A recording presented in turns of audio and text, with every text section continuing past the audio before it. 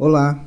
O porteiro me parou no corredor na quinta-feira de manhã, antes de eu entrar no elevador, e disse que o rapaz do iFood tinha subido errado na semana passada, que minha esposa tinha descido buscar pessoalmente, o que ele achou estranho porque ela nunca descia, sempre mandava ele segurar na portaria. Eu disse que tudo bem, obrigado, e apertei o botão do elevador. Mas enquanto subia, percebi que na semana passada ela tinha me dito que ficou o dia inteiro na cama com enxaqueca. Não perguntei nada. Eu conheço minha esposa há 11 anos. Ela tem dessas coisas. Desce buscar uma encomenda, não conta, não é crime nenhum. Mas o porteiro tinha dito rapaz, no singular, com uma naturalidade que me incomodou mais do que devia. Como se não fosse a primeira vez que ele via esse rapaz. Como se houvesse um contexto que eu estava chegando no meio. Naquela semana ela estava diferente de um jeito que eu não sei nomear ainda. Não distante. Quase o oposto, presente demais, atenciosa num ritmo que eu não reconhecia. Fez café antes de eu acordar 3 dias seguidos. Tocou no meu ombro quando eu estava lendo, sem motivo, só encostou a mão e ficou. Eu pensei que ela estava bem, que estava numa fase boa. Eu pensei que éramos nós dois, de volta a alguma coisa boa. No sábado à noite, enquanto ela dormia, o celular dela vibrou 2 vezes na mesa de cabeceira. Não peguei. Nunca peguei o celular dela, não é o tipo de coisa que eu faço. Mas a tela acendeu e eu vi, sem querer, o nome de uma notificação antes de apagar. Não era um nome, era só um emoji. Um avião. E o horário era 23:47. Eu fiquei olhando para o teto por 40 minutos tentando entender por que alguém salva um contato só com um emoji de avião. Na manhã seguinte, ela achou o celular na mesinha, olhou para mim com um sorriso tranquilo e foi escovar os dentes. E eu sorri de volta porque não sabia o que mais fazer, e porque eu ainda achava que eu estava inventando coisas. Na segunda-feira, liguei para o escritório dela perto do meio-dia, uma coisa que raramente faço, só queria saber se ela queria que eu passasse buscá-la mais tarde. A recepcionista, uma mulher que eu já cumprimentei algumas vezes em confraternizações, disse que Renata tinha saído cedo, que tinha pedido para redirecionar as ligações dela desde as 10 da manhã. Agradeci, desliguei e esperei. Às 13:15, ela me mandou mensagem dizendo que estava no almoço com as meninas do trabalho e que ia demorar. Respondi com tá bom e não disse nada sobre ter ligado. Ela chegou às 14:40 with a sacola de farmácia. Disse que tinha passado lá depois do almoço porque estava com dor de cabeça. Comprou dipirona. Eu não perguntei nada.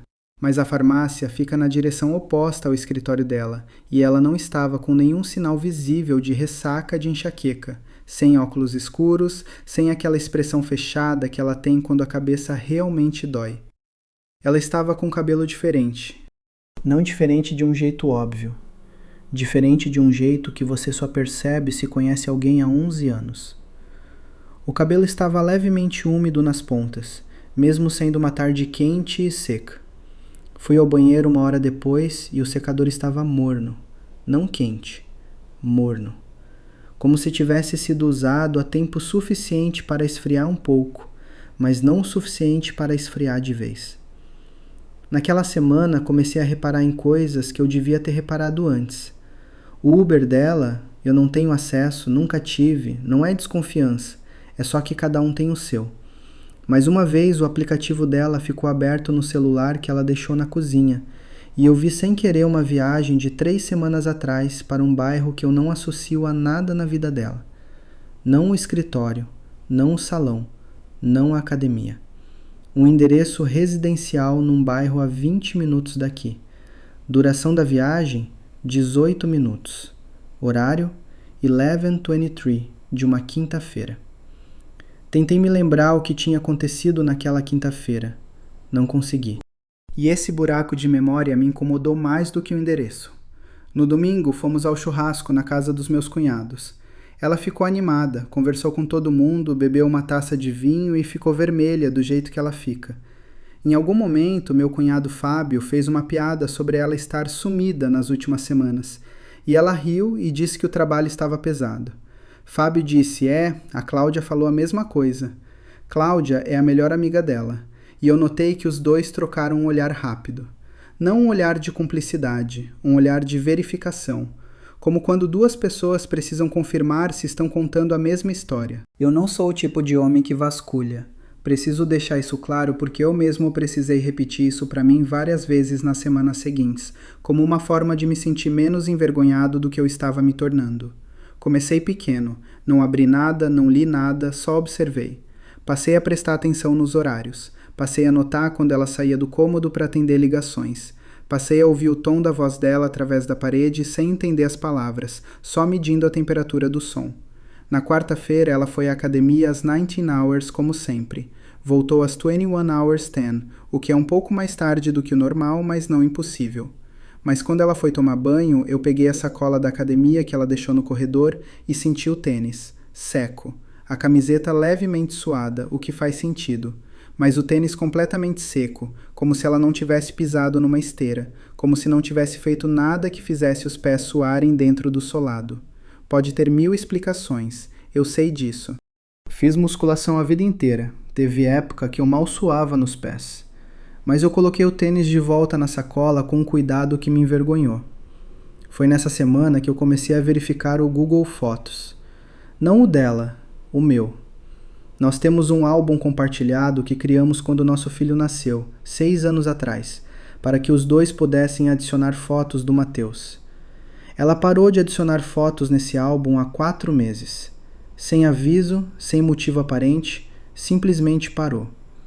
As últimas fotos que ela adicionou são de um aniversário de escola do Mateus em março. Depois disso, silêncio. Fui ver o perfil dela no álbum e o ícone estava com foto de perfil nova. Uma foto que eu não tinha visto, tirada num ambiente que eu não reconheci. Um lugar com iluminação quente, madeira escura, o tipo de lugar que parece restaurante ou bar. Ela estava sorrindo de um jeito que eu conheço, mas o ângulo era de quem estava sentado na sua frente, não do celular esticado para um selfie. Não consigo descrever bem o que senti. Não foi raiva, foi uma espécie de tontura, como quando você pisa num degrau que não existe. Comecei a checar os pics dela de um jeito que me fez sentir péssimo. Não tenho acesso à conta dela, mas as transferências que ela me manda ou que eu mando para ela ficam no meu extrato com a descrição. Nos últimos 2 meses, ela me mandou Pix 3 vezes, valores normais, divisão de conta, esse tipo de coisa. Mas em fevereiro, ela tinha me mandado um Pix com a descrição mercado, que eu não lembrava de ter recebido por isso. Fui atrás. O valor era R$340. Nós nunca gastamos R$340 de uma vez no mercado. Compramos separado, compramos junto, mas nunca nesse valor numa transação única, porque dividimos as compras por hábito antigo. R$340 numa descrição que dizia mercado, que eu tinha recebido sem questionar porque eu confio nela mais do que em qualquer outra coisa no mundo, e eu continuei confiando. Esse é o detalhe que mais me envergonha agora.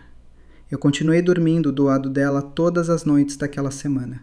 Continuei respondendo quando ela perguntava o que eu queria jantar.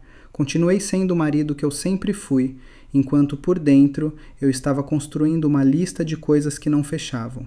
Uma lista que eu ainda não tinha coragem de chamar pelo nome. A confirmação não veio de onde eu esperava. Veio do Mateus, numa tarde de sábado em que eu estava ajudando ele a montar um quebra-cabeça no chão da sala.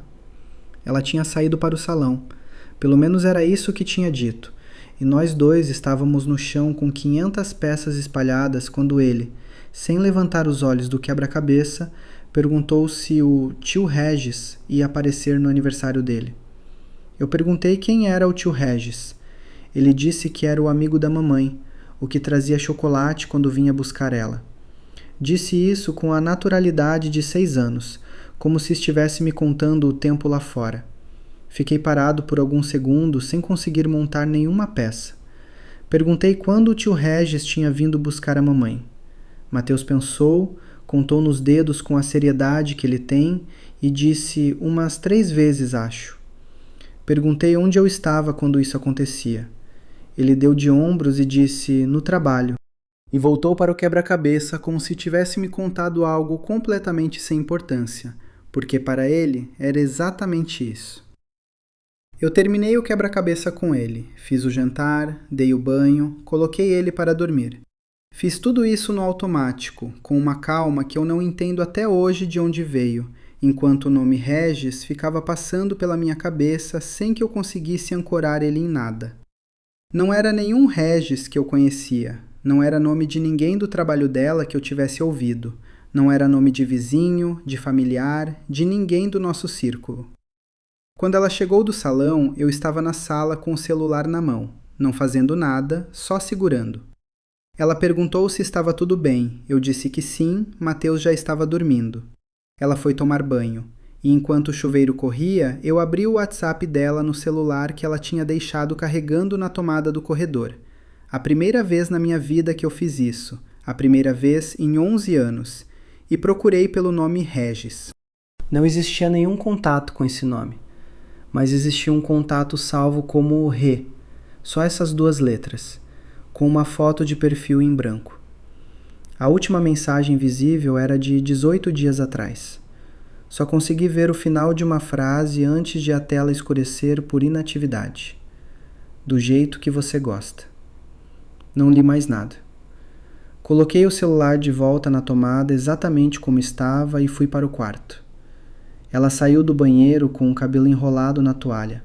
Perguntou se eu tinha assistido alguma coisa interessante e eu disse que não, que estava cansado. Ela deitou do meu lado, ficou mexendo no celular por uns 20 minutos e depois apagou a luz. Eu fiquei de costas para ela ouvindo a respiração dela ficar mais lenta, mais regular, até que ela dormiu. E eu fiquei acordado, olhando para o teto pensando que o porteiro sabia, que meu filho sabia, que provavelmente outras pessoas sabiam, e que eu tinha sido o último a saber de alguma coisa que ainda não sabia nomear completamente, mas que já não cabia mais dentro de nenhuma explicação razoável. Na terça-feira seguinte, fui ao condomínio mais cedo do que o normal, perto do meio-dia, e parei na portaria para falar com o seu Aldair, o porteiro do turno da manhã, o mesmo que tinha me parado no corredor semanas atrás. Fiz isso com cuidado, sem parecer que estava investigando nada. Perguntei sobre uma encomenda que eu estava esperando, dei uma volta no assunto e, num momento que pareceu natural, perguntei se ele conhecia um rapaz chamado Regis, se era algum morador do prédio. Seu Aldair não pensou muito. Disse que Regis não morava aqui, mas que conhecia o nome. Era o namorado antigo da Cláudia, a amiga da minha esposa, que às vezes vinha buscá-la aqui no condomínio quando as duas saíam juntas. Disse isso com a mesma naturalidade com que tinha me contado sobre o iFood semanas atrás. Como se fosse informação pública, como se eu obviamente já soubesse. Eu disse, sim, é verdade, e subi para o apartamento. Fiquei sentado na cozinha por 1 hora processando o que isso significava. Regis não era um desconhecido vindo do nada. Regis era alguém inserido numa estrutura de cobertura que já existia, com nome, com contexto, com uma história plausível que qualquer pessoa aceitaria sem questionar. O namorado da melhor amiga, a pessoa perfeita para aparecer no condomínio sem levantar suspeita, a pessoa que meu filho de 6 anos conhecia pelo nome e pelo chocolate, e que eu nunca tinha ouvido mencionar uma única vez. Nessa tarde, liguei para minha cunhada Patrícia com uma desculpa qualquer sobre um presente para Mateus, e no meio da conversa mencionei o nome Regis de passagem, como se fosse algo que eu já soubesse. Perguntei se ela ainda estava com ele. Patrícia ficou 2 segundos em silêncio, 2 segundos que valeram mais do que qualquer resposta, e então disse, acho que eles terminaram faz um tempo, não tenho certeza. Perguntei quando tinha sido. Ela disse que não lembrava direito, que Renata saberia melhor. E então ela mesma mudou de assunto com uma afluência que só acontece quando alguém quer sair de uma conversa sem parecer que está saindo. Desliguei e fiquei olhando para o telefone. Patrícia sabia. Não sabia tudo, provavelmente, mas sabia o suficiente para ficar quieta no churrasco, para trocar aquele olhar com Fábio, para desviar de perguntas com a eficiência de quem já praticou.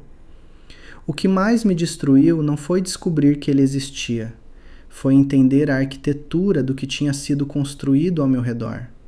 Cláudia como fachada, Patrícia como silêncio, o porteiro como testemunha inocente que achava que eu sabia, meu filho de 6 anos como repositório de informações que ninguém pensou em proteger dele, porque ninguém imaginou que ele fosse falar. E eu no centro de tudo isso, 11 anos de casamento, achando que o único problema era que ela estava numa fase boa, que estava atenciosa demais, que me tocava no ombro sem motivo. Naquela noite ela fez macarrão, que é a minha comida favorita. Colocou o prato na minha frente com um sorriso e perguntou como tinha sido o meu dia. E eu disse que tinha sido normal, e comi tudo. Preciso contar o que descobri sobre o tempo, porque foi isso que me quebrou de um jeito diferente de tudo que veio antes. Não foi a extensão, embora a extensão já fosse suficiente para me destruir. Foi perceber que eu tinha estado presente em momentos que eu achava que eram nossos e que não eram. Que eu tinha estado do lado dela em situações que ela estava usando como cobertura, e eu sorrindo, eu agradecendo, eu interpretando aquilo como conexão. Consegui acesso ao histórico do cartão de crédito dela de um jeito que não vou detalhar aqui, porque envolve uma situação que me envergonha e que não importa agora. O que importa é o que encontrei. Em fevereiro, o mesmo mês do Pix de R$340 com descrição mercado, havia uma cobrança de um hotel no centro da cidade numa sexta-feira à tarde. Não um motel, um hotel. O tipo de lugar onde você faz check-in com um nome, onde existe registro, onde a recepcionista olha para os dois quando entram. R$380. 3 horas. Naquela sexta-feira eu estava num treinamento fora do escritório que ela sabia que ia me prender o dia inteiro. Ela tinha me ligado durante o almoço perguntando se eu ia chegar cedo ou tarde. Eu tinha dito tarde. Ela tinha dito, tá, te espero acordada. Voltei ainda mais atrás, novembro do ano passado. Uma viagem que ela fez para visitar a mãe dela em Campinas. 3 dias. Eu fiquei com o Matheus. Ela mandou fotos. Da varanda da casa da mãe, da comida, de um passeio que elas fizeram numa feira. Liguei para a sogra 2 dias depois do que estou te contando agora, com uma desculpa sobre um documento que precisava do endereço dela, e no meio da conversa perguntei se ela tinha gostado da visita de novembro. Minha sogra ficou confusa. Disse que Renata não tinha ido em novembro, que a última visita tinha sido em agosto. Disse isso sem hesitação, com a certeza de quem sabe o calendário das visitas da filha de cor. 3 dias.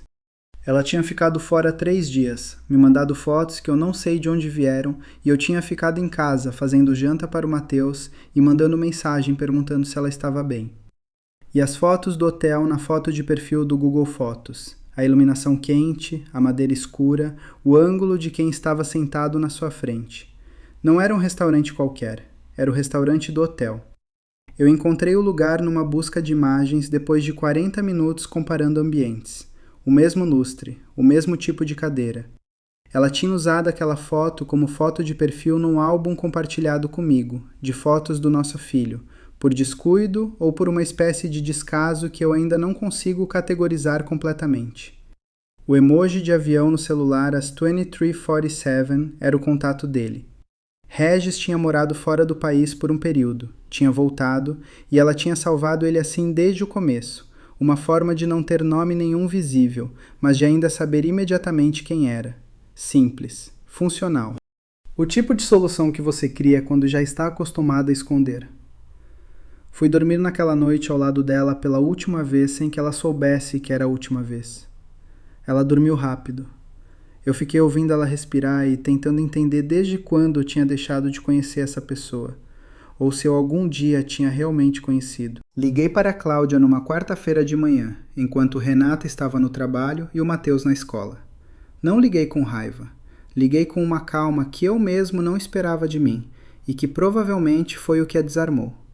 Disse que eu sabia, que não estava ligando para brigar com ela, que estava ligando porque precisava entender a extensão do que tinha acontecido, e ela era a única pessoa que podia me dar isso sem distorção. Ficou em silêncio por um tempo longo. Então disse que ia me contar, mas que precisava que eu entendesse que ela tinha tentado convencer Renata a parar, que tinha sido contra desde o começo. Não sei se acredito nisso, mas ouvi tudo. Regis tinha voltado ao Brasil em março do ano passado. Eles tinham se conhecido num grupo de trabalho voluntário que Renata frequentava às terças-feiras. As mesmas terças que eu nunca questionei porque ela tinha esse hábito de anos. Um grupo de arrecadação para uma ONG, algo que fazia parte da pessoa que eu achava que ela era.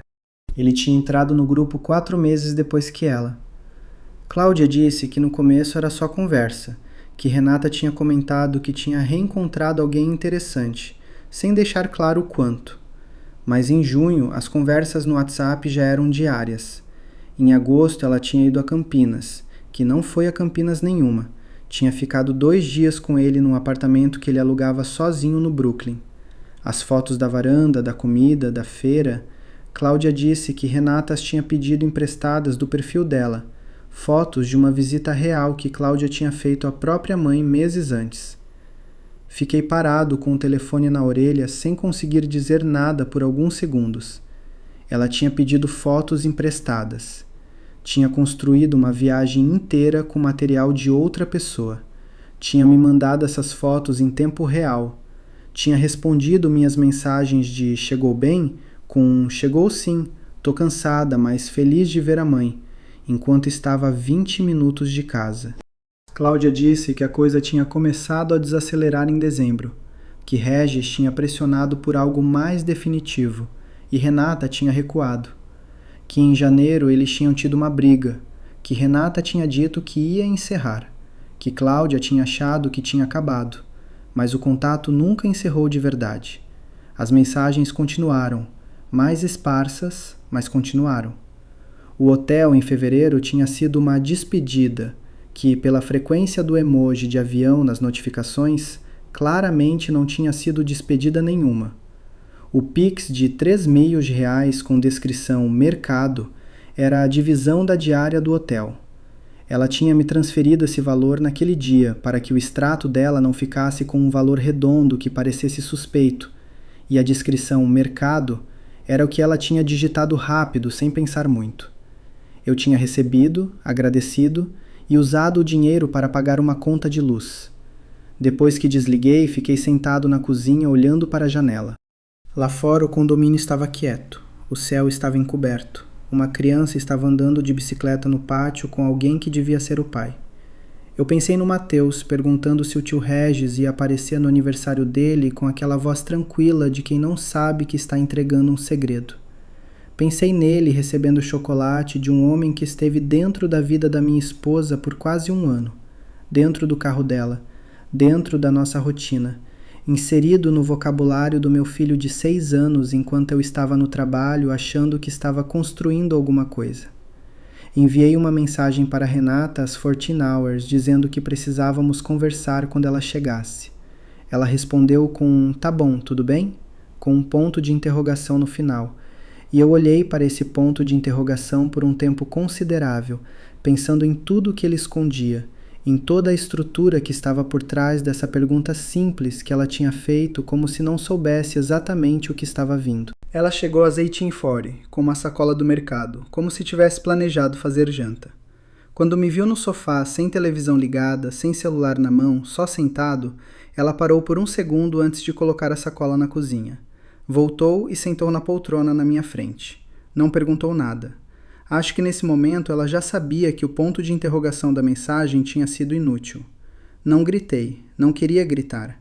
Contei o que eu sabia na ordem em que tinha descoberto. O porteiro, o nome que o Mateus soltou no quebra-cabeça, o contato salvo como emoji de avião, a foto de perfil no álbum do nosso filho tirada no restaurante do hotel, a ligação para a sogra que confirmou que novembro nunca aconteceu em Campinas, a conversa com a Cláudia.